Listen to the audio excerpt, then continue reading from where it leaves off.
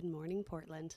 You're listening to X-Ray FM at KXRY Portland and KQAC HD3 Portland at 107.1 and 91.1 FM. Streaming online everywhere at xray.fm. X-Ray would like to thank Tom Dwyer and Tom Dwyer Automotive. Tom Dwyer Automotive helped kickstart X-Ray, and we thank them for their continued support. Located at the east end of the Selwood Bridge at 530 South Tenino Street, where they've been for 30 years. Tom Dwyer Automotive specializes in vehicle repair and maintenance services. Thank you for being eco-certified and initiating your carbon neutral project. Find out more at tomdwyer.com, where you can also see a page on politics and values from a Fix-It shop. Thank you, Portland, and thank you, Tom Dwyer Automotive. News and commentary brought to you by longtime supporter of XRAY FM, Morel Inc. Morel Inc., a full-service, union-run, and all-in-one shop, meeting all printing needs from postcards and brochures to posters and lawn signs, as well as a wide variety of other promotional items. Morel Inc., ink on anything and mail anywhere. Locations and more information at morelinc.biz. Today on X-Ray, it's the last episode of X-Ray in the Morning for the year 2018. That's so crazy. I know. I mean, we still have like 2 weeks left of 2018, but No, we'll be just on 1 week. vacay. 2 weeks. Oh, yeah. I mean, can't it's count. countdown. All I know is the countdown is happening It has now, begun, and I yeah. finally feel that holiday spirit. Do you? Because every time I go outside, it's like rainy, and then there's no. Maybe it's just like I haven't gone. I need to go like look at Christmas lights or something because I don't Yeah. feel First, Christmassy well, yet. I've just been blasted with Christmas things since Thanksgiving, and I've been resistant. Like, I'm not. Do you work in feeling retail? It. No. Oh. Just So in you're the home life. hanging out in Fred Meyer, Yes. just like in the Christmas section. Yeah. So today's last year in 2018. You are listening to News with Friends. I am Hannah Rosenau, and I'm here with my friend Keera Lindenberg. Hi, that's me. How's it going, Hannah? Good. So today we're going to be talking, and then we have a new Oh My Dollar with Lillian Carebake and Will Rami. Then the folks of Kickstand Comedy will hop on the mic with their special guest of the week. And lastly, you'll hear a new episode of Minority Retort with host Jason Lamb and his guest, rapper Versatile. I think versatile. Versatile. Oh, God. If you're British. Versatile. And actor Joseph Berteau.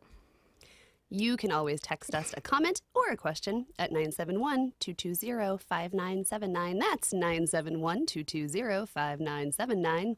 We might read your text on air, so if you want to be recognized, include your name. You can also tweet at our Twitter handle at XRayFM.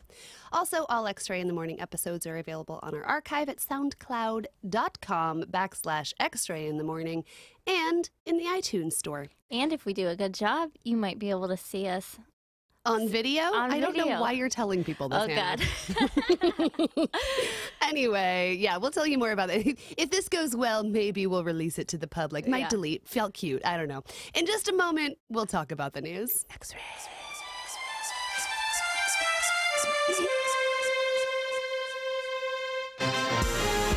Good morning, and welcome to X-Ray in the Morning, the show of shows. Yay! Here's the latest weather report. Rain and cooler. Time for news and commentary. I'm Jefferson Smith. Good news, everyone! Nerd alert! What did we learn this morning? I learned that there's a storm coming. You did learn that. It's like a bowl of grape nuts for your mind. Sleepy, it's rainy, it's dark, but feeling good. Merry Christmas, everyone in X-Ray land. America is probably getting a government shutdown under the tree this year. Thursday. National news. On Thursday, President Trump said that he would not sign the government funding bill that was passed by the Republican-controlled Senate. Individual number one had this to say. At this moment, there is a debate over funding border security and the wall, also called, so that I give them a little bit of an out, steel slats. We don't use the word wall necessarily, but it has to be something special to do the job. Steel slats. I've made my position very clear. Any measure that funds the government must include border security. Has to. the President of the United States, ladies and gentlemen. Trump is seeking $5 billion to fund his border wall. He will close the government unless he gets what he wants. You know who else does that? Toddlers. The government is set to shut down if Trump doesn't change his mind by tomorrow.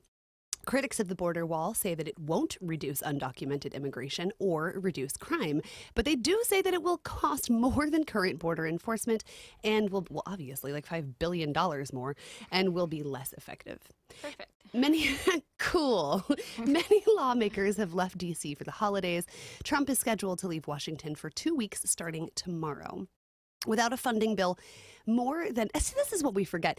We talk about the government shutdown. It's like it happens so often at this point that it's just become sort of blasé. But what we forget is that there's 800,000 people who will be forced to work without pay. People who work for the government. When their government shuts down, it does not mean that they get to go home. It just means they don't get paid. Yeah. So that's kind of messed up. Government operations across numerous agencies will be seriously disrupted. Late Thursday, the House did pass a funding bill that included wall funding, but a shutdown is still likely as the House bill must go to the Senate, where it probably will not pass. Yeah, the government shutdown just seems like it's like a tool. It's like a chip that's just always used now. Yeah. It'll last for a few days. Yeah. It's happened 18 times. I mean, however, I do feel like if anybody was going to keep the ball rolling. Trump has already, how much of the government has he dismantled? Like, how many government seats has he left unfilled? Yeah. I mean, he really doesn't care. And it's all posturing. And when he was so upset last time this happened via tweets, now he's on the other side of it and he's just flipped his total script. So, yeah. So who knows? Yeah. That's what keeps us having so much fun in 2018 is that you just never know what's going to happen with this president. How he's trying to rebrand Border Wall, though, by calling it Steel Slats. Steel Slats sounds like either a really cool country bar. That I just keep thinking of Blue Steel. Oh, yeah. The radio. She's doing a really good Blue Steel face, but you can't see it because this is the radio. Because I can picture him saying, like, Steel Slats. That's just a horrible mental image. Thank you. Yeah. Now to see Trump making the Zoolander But I mean, face. it's like he's somebody who's like obsessed with something, and it doesn't make sense. Like everybody's coming out being like, well, if border security is what you're interested in, there's all these different things you could do. Or it is so sweet that you are giving Trump the benefit of the doubt that he makes decisions with logic. No, it doesn't make sense. No, but everybody's like, oh yeah, but it's like for all of the people who are still supporting him, who you're like, you're supposed to know better than that. But there's all these things but that have are you coming noticed out. that I feel like people are starting to flip, and I think it's because they're recognizing that first of all, Trump is getting closer and closer to being indicted. I'm not entirely sure what's going to happen with this whole Russia investigation, but like it's clearly coming to an end, and it's clearly not looking good for Trump. So I was thinking that when Lindsey Graham was like all up in arms yesterday about us pulling troops out of Syria, which we will get to very soon. And I can't help but think that Lindsey Graham does what is best for Lindsey Graham's reputation. Yeah. But I just think that's really interesting because, if you watched the Brett Kavanaugh hearings, oh man, Lindsey Graham, he was just kissing Trump's butt. However, right. That's also a great image for 7:15 in the morning. But that I thought that was a really interesting sign of the times that Lindsey Graham is starting to not agree with Trump, and neither is the rest of Congress, which we will start to see. And I did appreciate the news about the Trump Foundation being shut down. It's right? like just dismantled. It's like, no, this is like so illegal. Yeah. All these things are being done. So it's like little things are starting to get ticked off. Yeah, what was it? He used funds from his charity organization to pay off like legal fees or something, or to like get himself out of some sort of legal mess. Yeah. And then, although there was also the Boy Scouts, the $7. I know, it was like, guys, really? I was like, whatever takes him down. Don't pay those Boy Scouts $7. Where's the receipt? Scandal of the century. Yeah.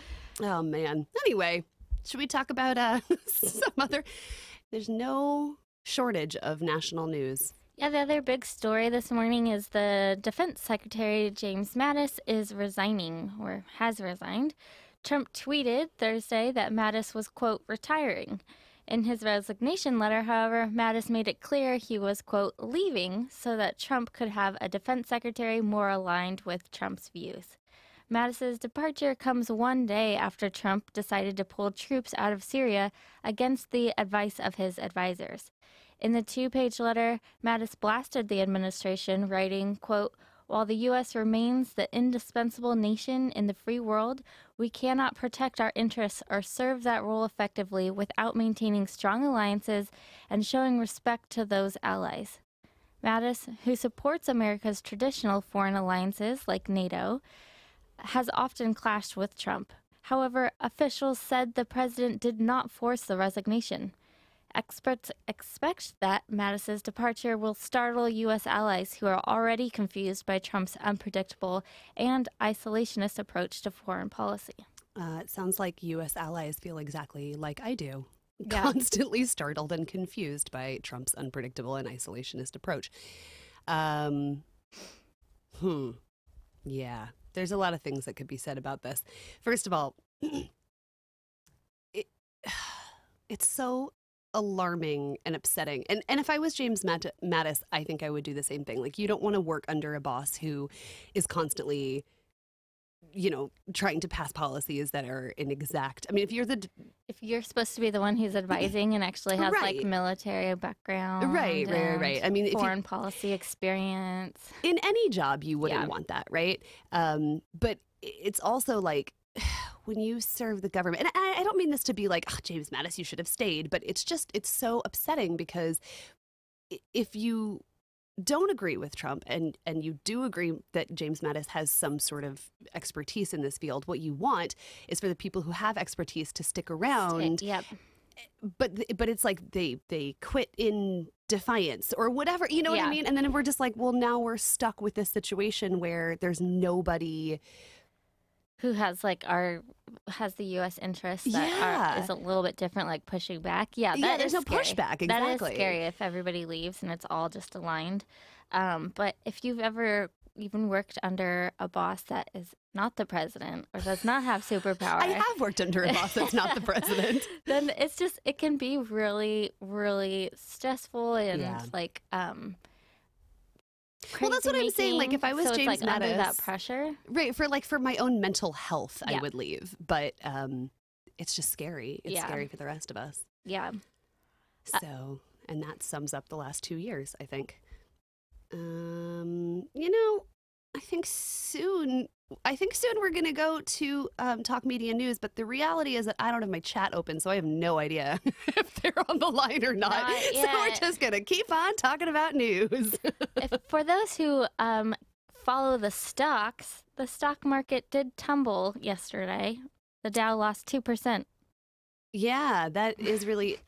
I have to be upfront and say that like economics is not my. I know. I said it with confidence, but. I really appreciate that about you.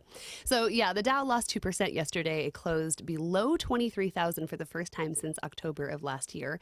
Oil prices fell to $46 per barrel for the first time since August of 2017. Economists are pointing to fear in the market triggered by a number of factors. Those include rising interest rates, a slowdown in economic expansion, trade troubles, and the pending government shutdown. World markets have not seen a worse year since the financial crisis of 2008. So far this year, the MSCI 47-country world stock index is down 10%. Here's what I know about economics, capitalist economics, is that either you are growing, right, and then your company's making money, and then people are buying stock in your company, and then you continue to grow, or you are stalling out and then people start selling your stocks and then you are declining. Like, those are the only two options, which is why capitalist economy is crazy. And I guess there's robots now that do a lot of the buying. Oh man, this is the theme of the week. So. Everything is robots. Everything will be robots. Yeah. So that's what I'm gonna throw in. Yeah, so, don't worry so much about the stock market because robots are going to take over anyway, so what does it matter? You heard it here first, folks. Quit your job, move to a tropical island because robots are going to take over anyway. Yeah, should we talk about, good, more wonderful national news. Yeah, so the Trump administration has proposed a new rule that would essentially make it harder for folks receiving services to move out of poverty. Trump's Department of Agriculture is proposing a new rule that would limit the ability of individual states to exempt some people from food stamp work requirements. So currently, so-called able-bodied adults ages 18 to 49 without children must work or attend job training to keep their food benefits. I think for 20 hours a week is the rule. Okay. Such individuals can only get food benefits for 3 months without meeting this employment mandate. States with unemployment over 10% can waive those limits. And states can give benefit expansions to 15% of recipients without a waiver. So keep following me on this, folks. If they don't use those extensions, states can bank them for future use. But under Trump's proposed rule, those 15% waivers would disappear. The benchmark for unemployment would go down from 10% to 7%. However, rather than requested exemptions, they would only be good for a year, and it would also limit to smaller geographic areas rather than statewide. The Brookings Institute released a study this past summer that looked into the matter. They found that the stringent work requirements would likely harm individuals who do work, but whose employment is sporadic. Among those workers include self-employed individuals, farm workers, and people who work in some retail and logistic industries. This is going to get, I feel like, buried under a lot of like crazy national news about Syria and James Mattis and all of that. But like, this is a huge deal that affects real people. Yeah. And it was wonky for a second there because there's all these like slight rules. But if you're a person receiving these services, you feel those effects immediately. You already understand how the process of trying to apply for benefits and being worried about how long are they going to last and how much are they going to be for and what do you need to do to keep them. And so by like being sneaky and trying to change these policies and like moving the numbers around slightly, and it's not big sexy news, it really does have an impact. I'm sorry, I got caught on the phrase big sexy news. I think we should go to, I have a lot more to say about this, but I think we are going to go to Talk Media News. So we are pleased to welcome Mike Lesker from Talk Media News, talkmedianews.com. Yeah, good morning, Mike. What do you have for us today? Well, have you finished your shopping? For Christmas or just like... Yeah. No, for Christmas. It's never done. I bet you didn't plan on having to do last-minute shopping for a Secretary of Defense. What are we getting him this year? A job or? We're getting him peace of mind and his freedom. That's true. Merry Christmas. If you just think about where this administration, what they have been through in roughly the past week, started with reports of hush money to a porn star and a playmate, and it's ending with the threat of a government shutdown and the Secretary of Defense, James Mattis, bailing out and following the Chief of Staff who out the door, John Kelly. And in the midst of this, you've got Mike Flynn, one general after another, Mike Flynn with his sentencing problems, Secretary of the Interior Zinke resigning, a new Chief of Staff coming in, Mike Mulvaney, who is on record as calling Donald Trump a terrible human being. It almost, overshadows why Mattis left in the first place, and that is he sat down yesterday afternoon with the president and said, "What are you doing? You're pulling the troops out of Syria?" Yeah. And Trump said, yeah. And that was apparently the final blow. That was even before we knew that he was pulling half the troops out of Afghanistan. But look, it's everybody in Washington is saying how stunning this news is. But the fact is, Mattis has been upset with this president for a long time. He was upset when Trump sent those 5,000 troops to the southern border to guard us against those gangs of women and children coming in. Right. He's felt, we're told, Mattis has been feeling increasingly isolated in this administration. He has been very critical of Vladimir Putin. Trump has not. He has been saying that Putin's been trying to undermine NATO and has been violating international norms, which means, all these alliances that we have had in place virtually since World War II. But if you think back to just a few months ago when Bob Woodward's book came out, and he quoted Mattis saying that Donald Trump had the understanding of a fifth or sixth grader, said that he was perpetually lying, called him a petulant child. That's true. So Keera just did this morning. every day. Yeah, so I don't know why everybody's so shocked. And we haven't even touched on the stock market. Right. Down 2,000 points in the last week. Well, Mike, before we get to the stock market, I really would be very curious on your take on this whole Syria and now Afghanistan thing.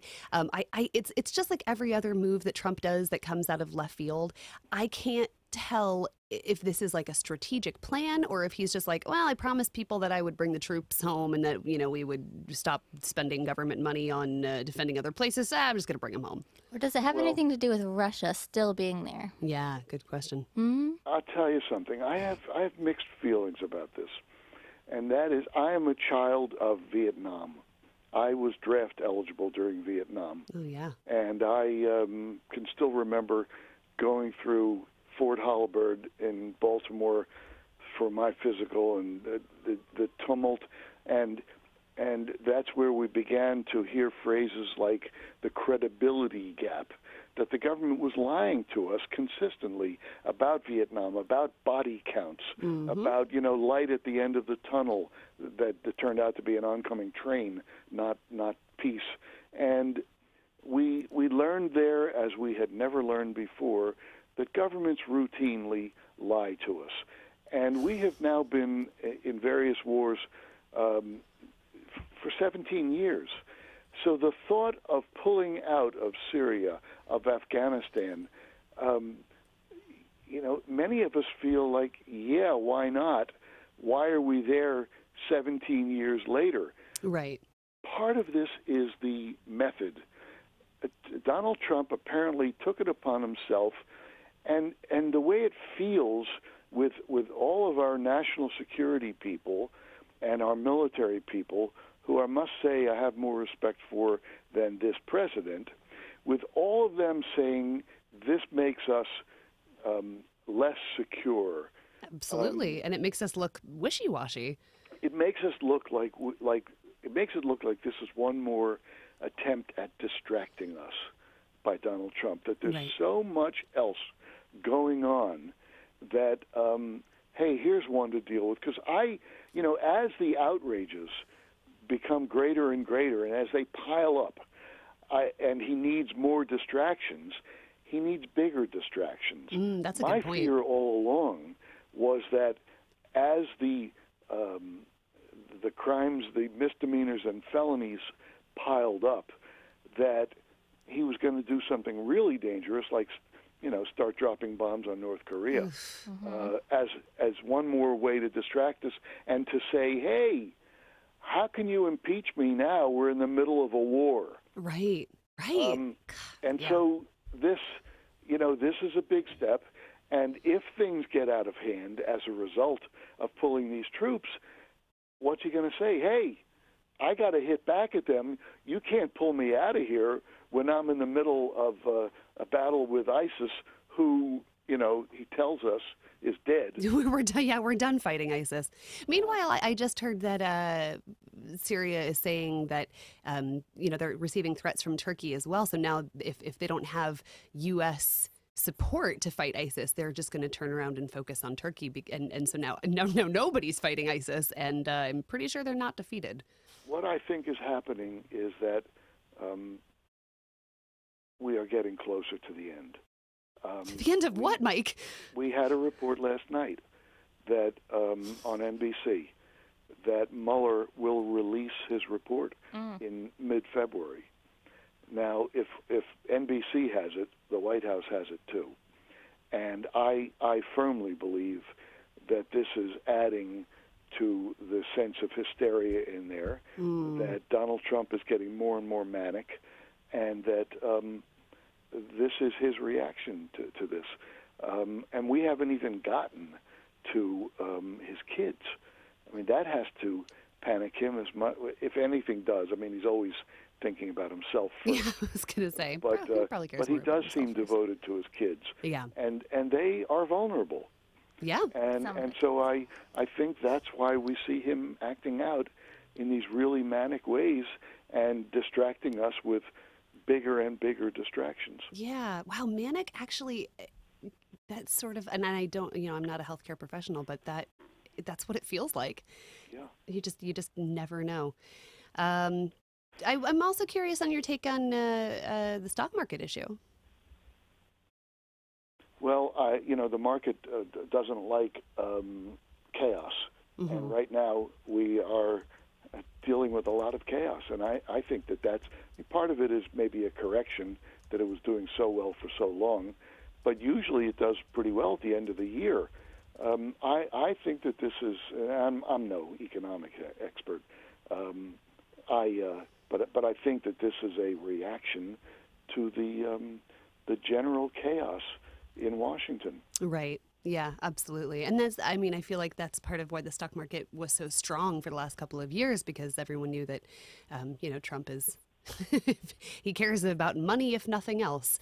But yeah. Well, yeah, I mean, that's one of the things we haven't even talked about, that they now, and this was this week also, that they have found his signature on a proposal to build a Trump Tower in Moscow.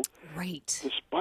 Despite all these denials from him, from Giuliani, I have no business dealings with Russia. Are you saying that these people have been lying? I know. Go figure. I know. I'm shocked. I know. Well, Michael Lesker, I think we've got to wrap, but thank you so much for being here. It is always so enlightening. We will to speak talk with you. again in 2 weeks. In the meantime, Merry Christmas, Happy New Year. This has been a delight all of 2018 talking to you guys. I agree. And I look forward to it next year. Thank you so much. Have a wonderful holiday season, Mike. You too. Take care. That was Talk Media News, brought to you by Beth Ernest and Associates Real Estate. Beth Ernest's team of real estate brokers have been serving the Portland area for over 22 years, specializing in residential real estate, lots and land. More at bethernest.com. We're going to take a short break, and then we'll have more news. More news, if you can believe it. You're listening to X-Ray.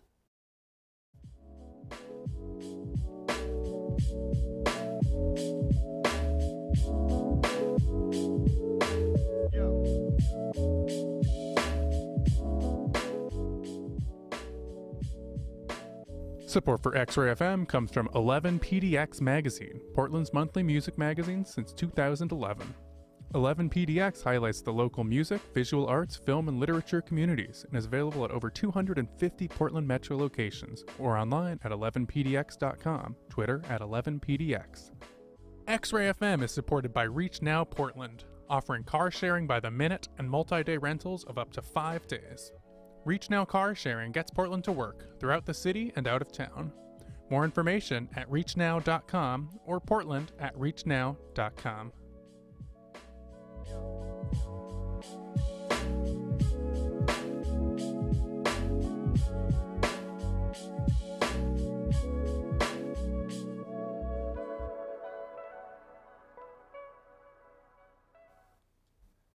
You're listening to X-Ray, where radio is yours. I'm Keera Lindenburg.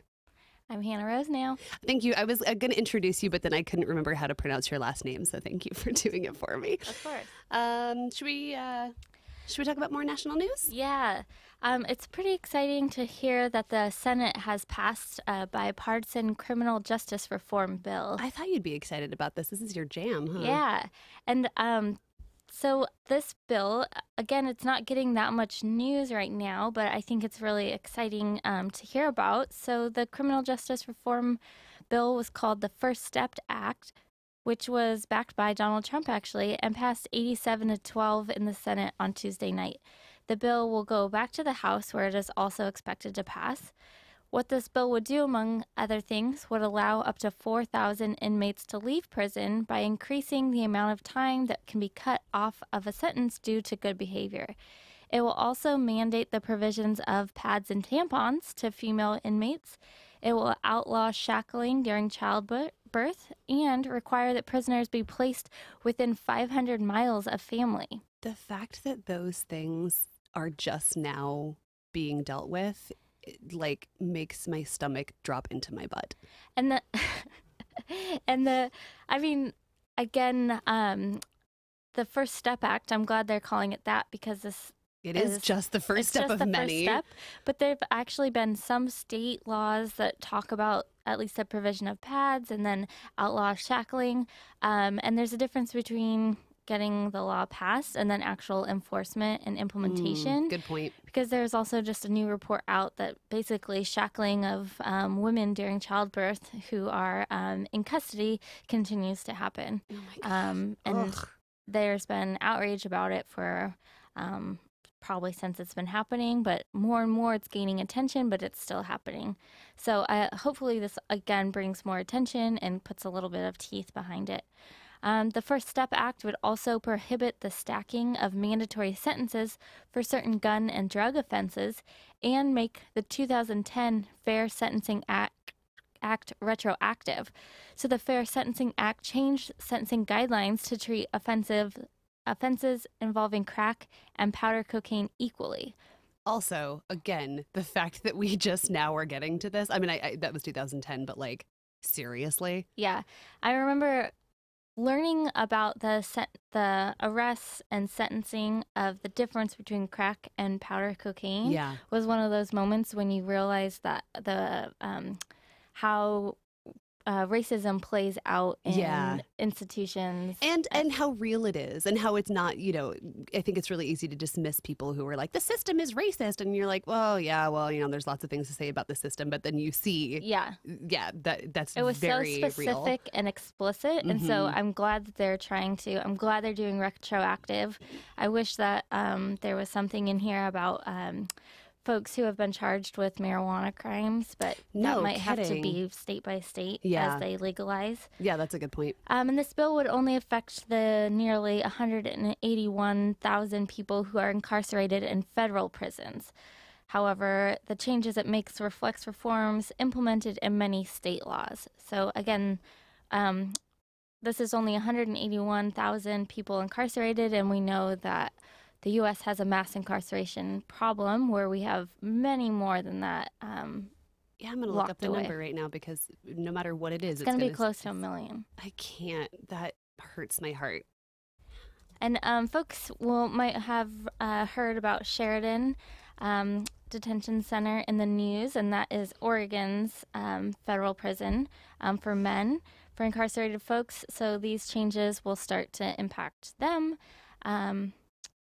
According to Wikipedia, in 2016, the Prison Policy Initiative estimated that there were, just in the United States, 2,298,300 people incarcerated. Yeah, we have a mass incarceration problem. We're locking people away. We're not letting them out. We're using it as like population control almost. Yeah, I mean, it is modern day slave labor that's also happening. There's so many things that are going on. So I hope that we hear more about the First Step Act. I hope that it goes, it's implemented in 2019, and that states use what they, the language and the policies that are in it to, again, sometimes you can do more on state levels, or we need to look at our state laws, because again, this is just for federal folks who are in federal prisons. Yeah. Well, I can't imagine that too many states are, well, nope, never mind. I take that back. I was going to say states would follow the federal, guidelines. And I was trying to find a little bit more of the good stuff in this law because I wanted to see if it had any stance on the privatization of prisons, which is also a huge problem. A huge problem. And from what I have seen, it's pretty silent, which also makes sense why Trump went along with it because that's a huge issue. Well, people, I mean, that's why we only have 180,000 people in our federal prisons, right? Because this doesn't affect private prisons, privately run prisons. So am I correct in understanding that the federal prisons are government owned and then the state or all other prisons are privately owned?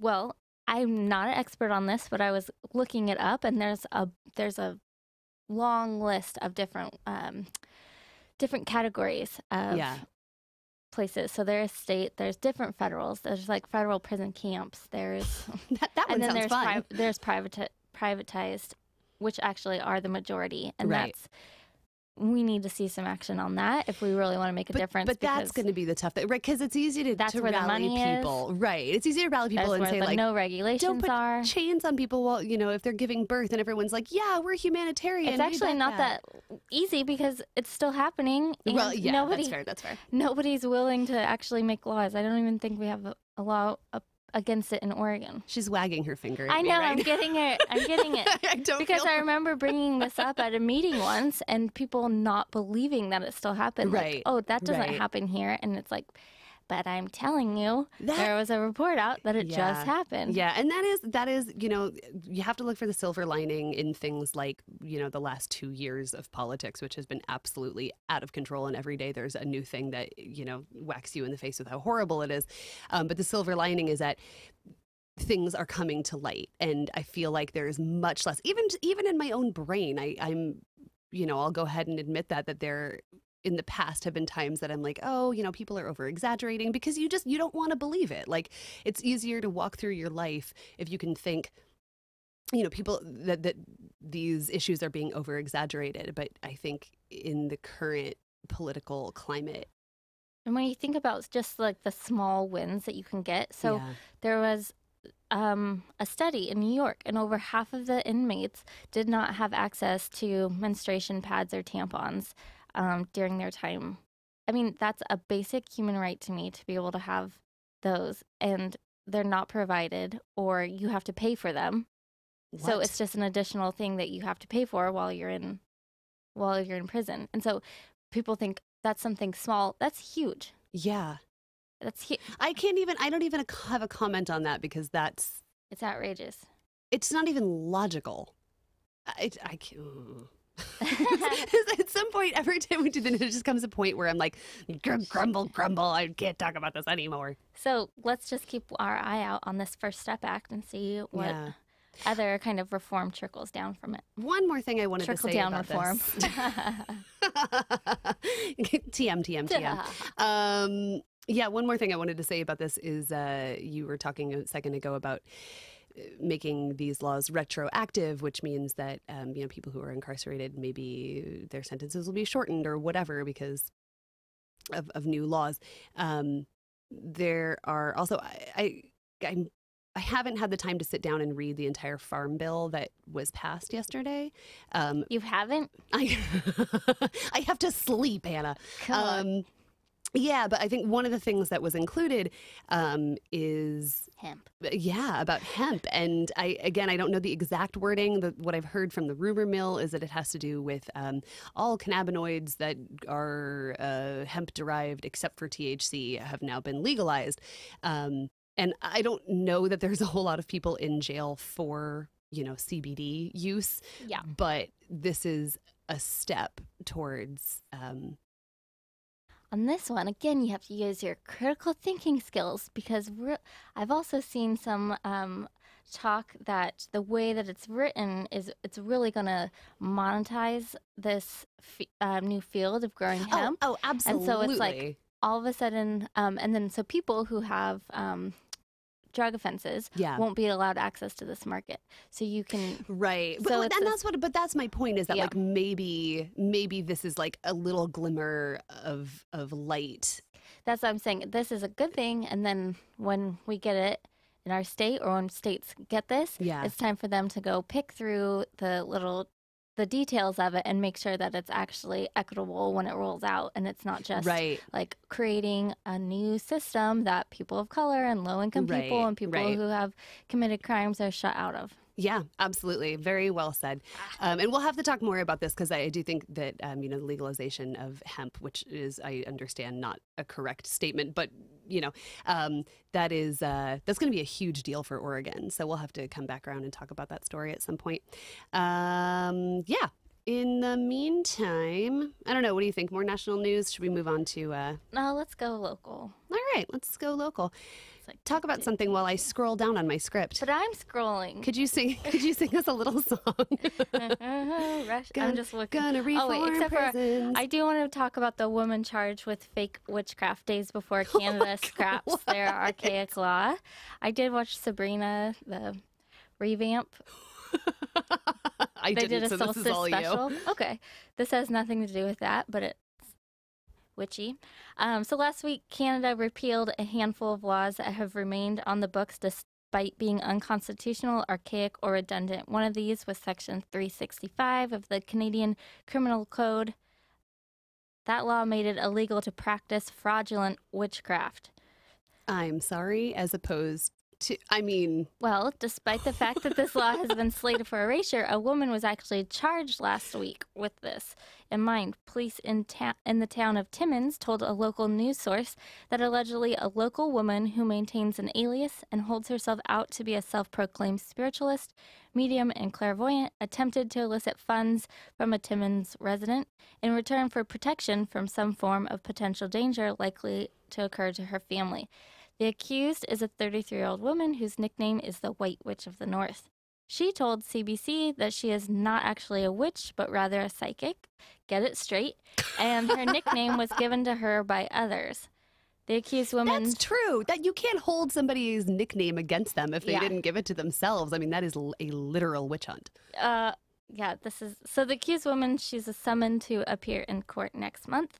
And she denies allegations and believes she has been framed by other psychics. Framed by black witches. The thing is that this is just the law. It's repealed anyways. But again, it's just about being a fraudulent witch. So it's like, don't fraud people, you witch. I'm told. Just witch out. Like Hannah with the zingers tonight. I agree. Like, I understand the concept of let's not defraud people out of money, especially people who, it is. I mean, like, who goes to psychics? People that, whatever. However, like, how do you enforce this law? Like, you wait a year and then you're like, your spell didn't come true. Now I'm putting you in jail. Then we can. Well, anyways, the law's off the books, so have at it. Oh, man. 2018. White Witch of the North is the last one. We live in a wacky world. Should we move on some international news? Well, we might take a quick break. Hey, let's take a quick break. You're listening to X-Ray, where news is yours. On xray.fm.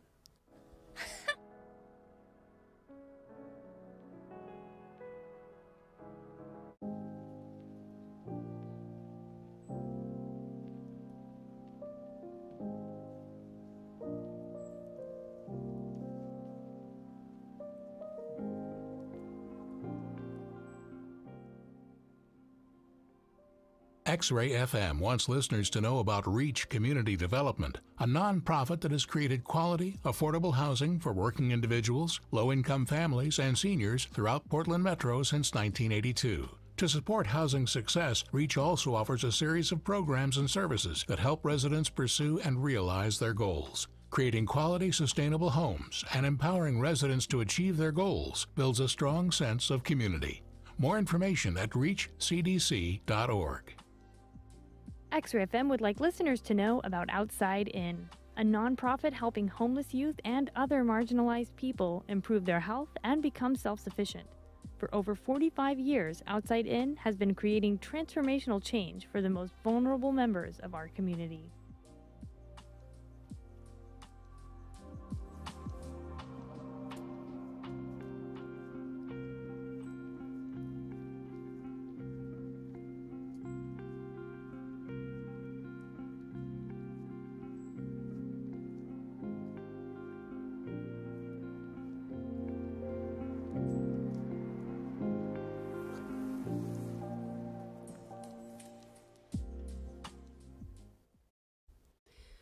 In international news, senators call for U.S. genocide label of Myanmar killings.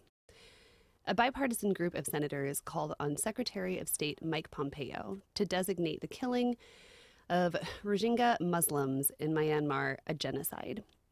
Making this request, Democratic Senator Bob Menendez was joined by Marco Rubio, Susan Collins, Tim Kaine, Ed Markley, Ben Cardin, and Jeff Merkley. In September, the leaders of the House of Representatives Foreign Affairs Committee called on the Trump administration to do the same thing. Since August of last year, over 700,000 refugees had fled to neighboring Bangladesh amid a military crackdown in Myanmar's Rakhine state. I'm saying all of these words wrong. Just bear with me. Thank you, listeners. I love you. In their letter, the senators wrote, quote, "There is no question that the violence in northern Rakhine state intended to terrorize, drive out, and exterminate Rakhine's Rohingya population." How do you say that word? I don't know. Hannah, help me, save me, float me out of this story. Meets the definition of genocide. A declaration of genocide would require to commit to stronger punitive actions being taken against the government of Nobel laureate Aung San Suu Kyi. Comments, questions, concerns? That's an important step. Yeah. It is. I'm sorry. I did not. That's a real tough. I don't mean to make light of this situation because this is actually a huge deal. I just can't pronounce words. It's okay. You're welcome for reading the news on FM radio. It's X-ray. So the U.S. has imposed fresh Russian sanctions for election meddling. The U.S. imposed new sanctions on Russia yesterday, extending a blacklist of individuals believed to have meddled in the 2016 elections. The U.S. Treasury Department also announced it would lift sanctions on Russian aluminum company Rosenau after making a deal to remove oligarch Oleg. See, now I'm getting one. Deripaska. Yours has a pronunciation, Deripaska. Wow. Somebody wrote in a pronunciation for you because they like you more than me. Well, I still messed up. Well, great. The new sanctions targeted 15 military intelligence officers and 4 other entities involved with the alleged election meddling. Several of the intelligence officials involved were allegedly involved in the hacking of Democratic Party officials. Man, the drama never stops with Russia, huh? Yeah, just so people are clear, people are being sanctioned because of election meddling. So I have to assume that Trump is not backing these sanctions. Does he know about them? I mean, he's busy throwing a tantrum about, I don't know, what's the thing this week? About pulling troops out of Syria? Yeah. Yeah. Let's see. We've talked about witchcraft. I know, I jumped to it. Can always go back to witchcraft. Drones shut down London's Gatwick Airport yesterday. An unknown drone operator stranded tens of thousands of people at one of UK's busiest airports. Investigators said 2 drones were being flown in the airport's restricted airspace, shutting down all flight operations on Thursday. Authorities said the act appears to have been done deliberately to interfere with air travel, although they said it does not seem to be terror-related. 110,000 people were scheduled to fly through Gatwick on Thursday. Officials have now called emergency security meetings. Many people are calling for tougher regulations on drones, which are hard to enforce, I assume, unless you put a lot of nets in the air.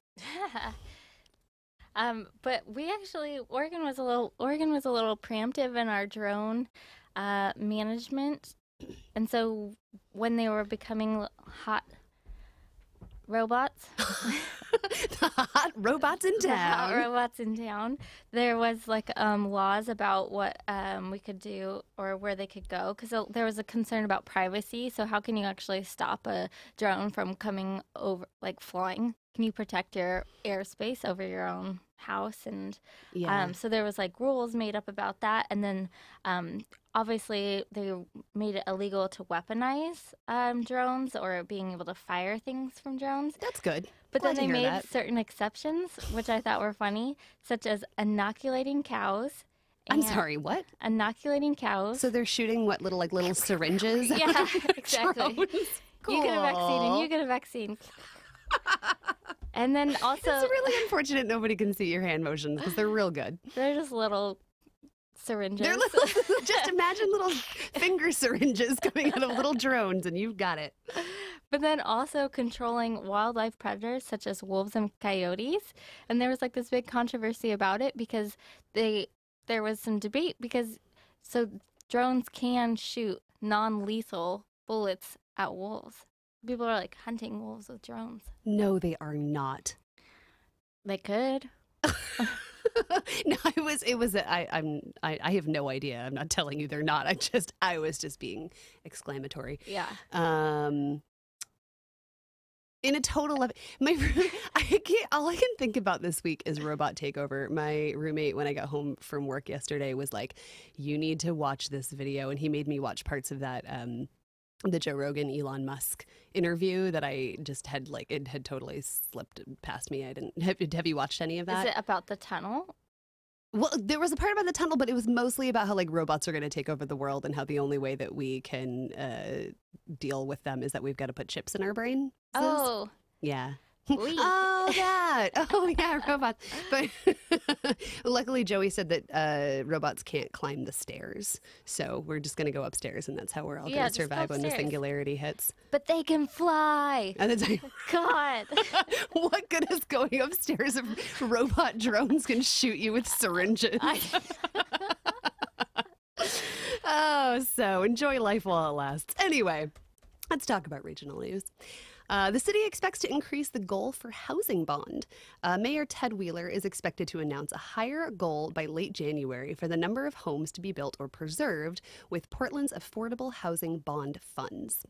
City officials originally promised to create or save 1,300 affordable housing units with the $258 million measure approved by Portland voters in November of 2016 in the general election.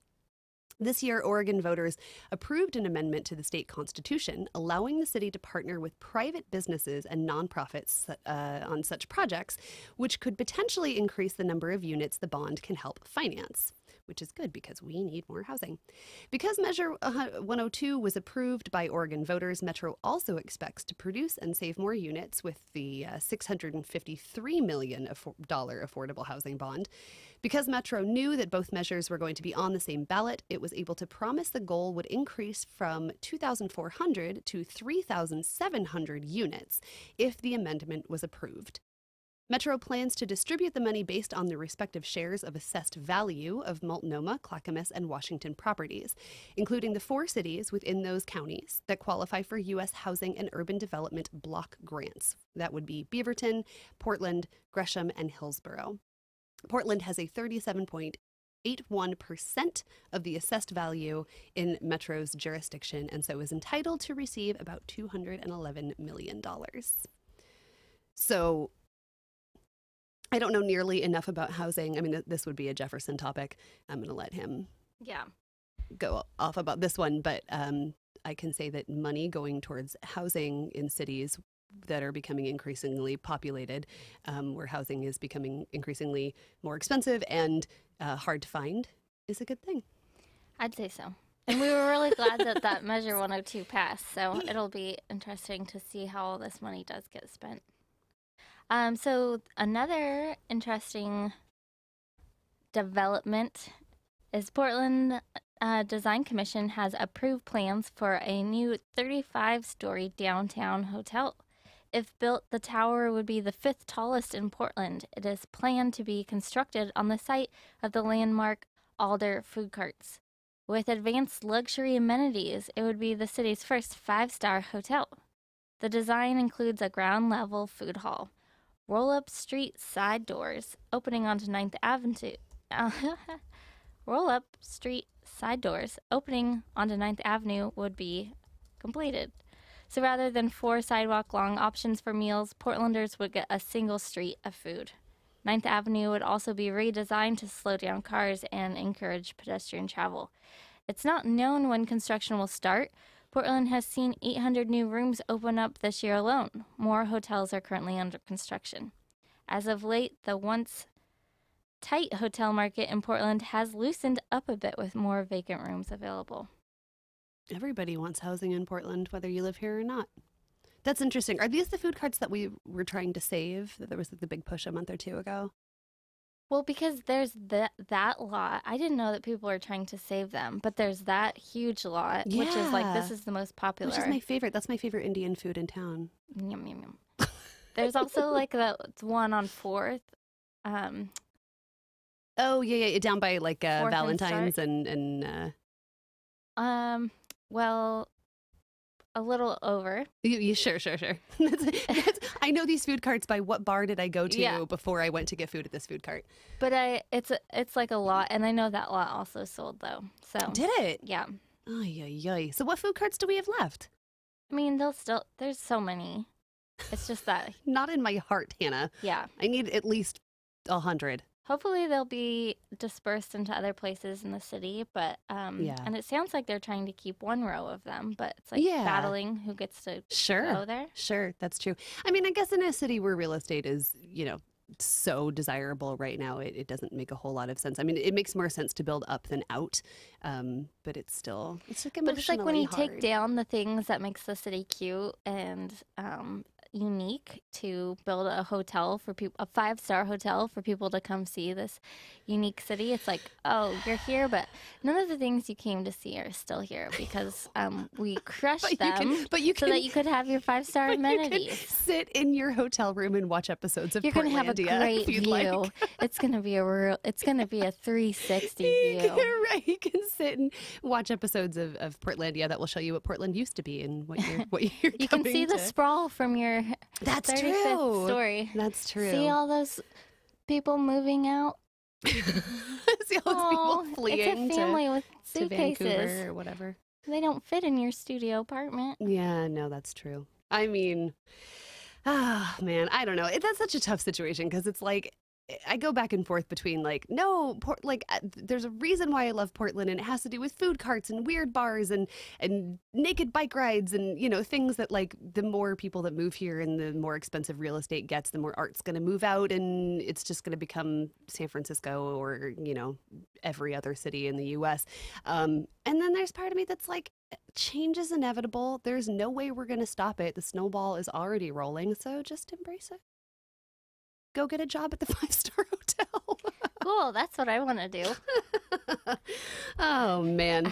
You're listening to X-Ray FM at KXRY Portland and KQAC HD3 Portland at 107.1 and 91.1 FM, streaming online everywhere at xray.fm.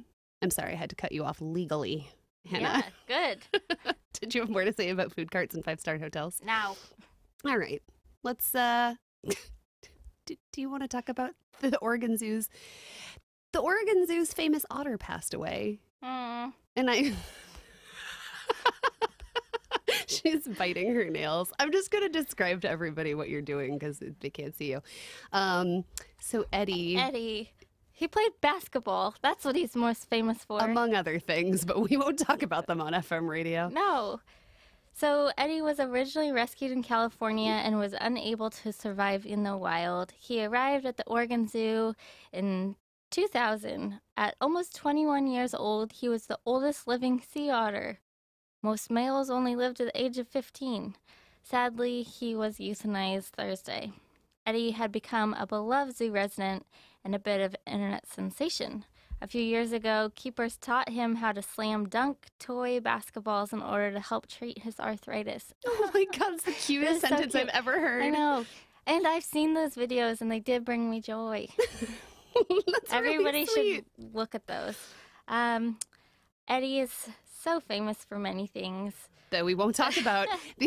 But there's 2 other otters, so don't forget about them. There's 2 other otters, so you can still go to the zoo to see them. But Eddie's charms and talents will be missed by his adoring fans. Yeah. If you're confused as to what we're talking about, feel free to get on YouTube and look up Eddie, the Oregon Zoo's sea otter. That's on you. What's your favorite thing that otters do?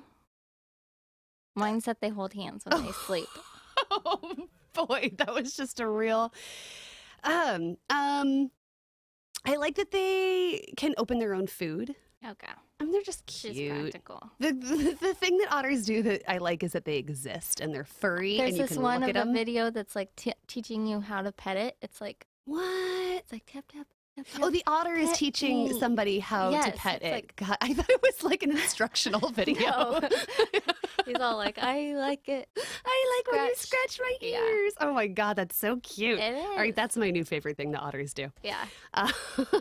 Man, can all the rest of our stories be that cute? I've always said, put in more animal stories. Yeah, always. Look, can we just have an entire hour of animal stories? I'd be down with that. Where's that news station? Oh. Well, let's see. Negotiations in the U.S. Senate have produced a bill that protects Oregon's natural scenic heritage. Man, more good news. It took months of talks, but congressional negotiators have gotten an agreement on a bill that would help protect Oregon's scenic lands. The Senate is expected to vote on the bill next month. It contains protections for the Molalla and Chetco rivers, as well as several Rogue River tributaries. Also covered is the Devil's Staircase, which is where we will all go when the robots attack, a mostly untouched wildland area in southern Oregon coastal rainforest. Senator Wyden said the bill was a, quote, very substantial win for conservation. The protections for Oregon are included in a broader public lands bill. So here's hoping.